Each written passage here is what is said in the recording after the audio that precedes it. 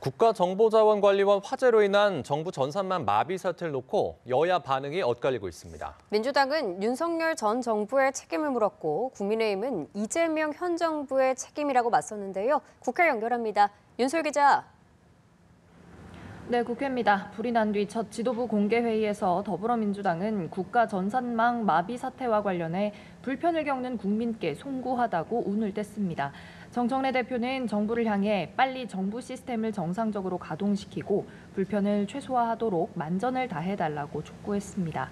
그러면서 정부의 대처를 두고 국민 불편 사례에 대해 적극적으로 상황을 공유하고 대처 방안을 미리 알렸다며 투명 행정 사례로 꼽힌다고 평가했습니다.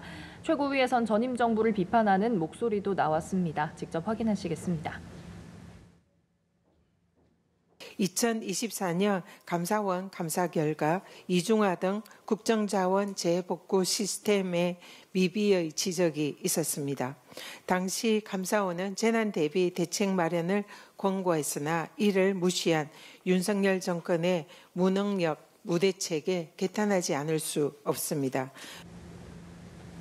반면 국민의힘은 국가 관리가 허술했다고 지적했는데요. 장동혁 대표는 인천에서 열린 현장 최고위원회의에서 허술한 관리 행태가 국민 생활과 사이버 보안에 큰 위기를 초래한 거라고 말했습니다. 그러면서 화재 원인을 밝히는 게 가장 중요하고 신속한 복구가 그 다음이라며 정부를 향해 철저한 후속 조치를 촉구했습니다. 특히 장 대표는 이번 사태를 고리로 대여 공세 역시 이어갔는데요. 직접 확인하시겠습니다. 이재명 정권이 사법 파괴와 입법 독재에 몰두하는 사이에 민생에 심각한 구멍이 뚫리고 있습니다.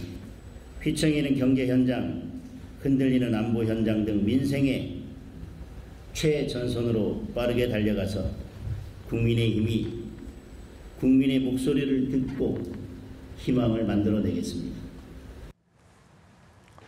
네, 여야의 충돌이 고스란히 드러나는 모습인데 민주당의 사법부 압박을 놓고도 입장이 갈리고 있다고요? 네, 그렇습니다. 민주당은 내일로 예정한 조희대 대법원장 청문회에 조 대법원장이 출석하지 않기로 한 것과 관련해 강도 높은 비판을 쏟아냈습니다. 민주당 정청래 대표는 입법부는 입법부로서 필요하다면 당연히 누구라도 불러서 청문회를 진행할 권리와 의무, 법적 권한이 있다면서 얼토당토 않는 궤변을 하지 말고 당당하게 국회 청문회에 참석해 진실을 밝히라고 말했습니다. 민주당 법사위원들은 오전 11시 국회 모여 회의를 열었는데 조 대법원장 불출석 대응 등에 대한 추가 조치를 논의했을 거로 보입니다.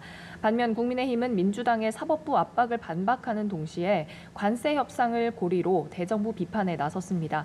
국민의힘은 오후 3시 정책의원총회를 통해서 이재명 대통령의 파기환송심 재판이 정당하고 또 이 재판을 재개할 필요성을 설득하겠다는 계획입니다. 오전 장동혁 대표는 외교 참사를 넘어 국민이 부끄러울 정도의 외교 재앙이 일어났지만 정부는 한마디 말도 없다고 비판했는데요. 그러면서 한미 관세 협상을 마치고 왔을 땐 100점 만점에 120점이라고 치켜 세우고 합의문이 필요 없을 정도로 잘된 협상이라고 자랑했지만 모든 게 거짓으로 밝혀졌다고 지적했습니다. 지금까지 국회에서 연합뉴스TV 윤솔입니다.